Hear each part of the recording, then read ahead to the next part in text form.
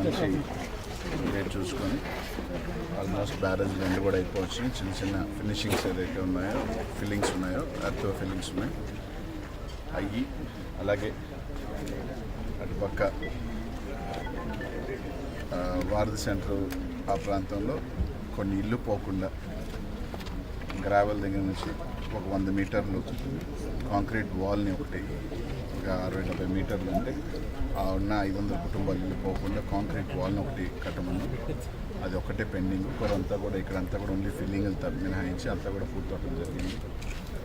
So దాన్ని అన్నీ కూడా గ్రావెల్కి మనకి షార్టేజ్ ఉంది కాబట్టి దగ్గర ఏదైనా చెరువుల్లో కానీ ఏదైనా ఉంటే 20-30 కిలోమీటర్స్లో దాన్ని కూడా కన్సిడర్ చేయడం. ఈరోజు రేపు దాన్ని కూడా ఐడెంటిఫై చేసుకొని క్లియర్ చేసుకొని ఆ ఫిల్లింగ్ కూడా చేసేస్తే నెల్లూరు బ్యారేజ్.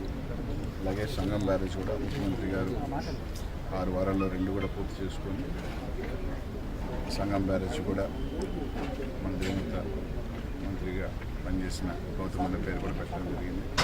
ఆ 2 బ్యారేజెస్ను ఏప్రిల్ ఎండ్ వీక్ కానీ మే ఫస్ట్ వీక్ కానీ మంచి మొత్తం చూసుకుని అన్నీ కూడా ఓపెన్ చేస్తాం.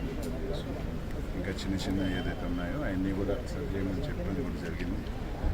సో ఇది పూర్తయిన తర్వాత ఎక్కడ కూడా సంఘం నెల్లూరుకు సంబంధించి ఇంకా రైతులకు ఎటువంటి ఇబ్బంది లేకుండా, అలాగే నీళ్ళ స్టోరేజ్ వల్ల నెల్లూరు బ్యారేజ్లో కూడా నెల్లూరు నగరానికి ఈ ప్రాంతం అంతా కూడా రంగనాయలపేట ఈ ప్రాంతంలో గ్రౌండ్ వాటర్ కూడా పెరిగే అవకాశాలు పెరుగుతాయి, బాగా కూడా పెరిగే అవకాశాలు ఉంటాయి.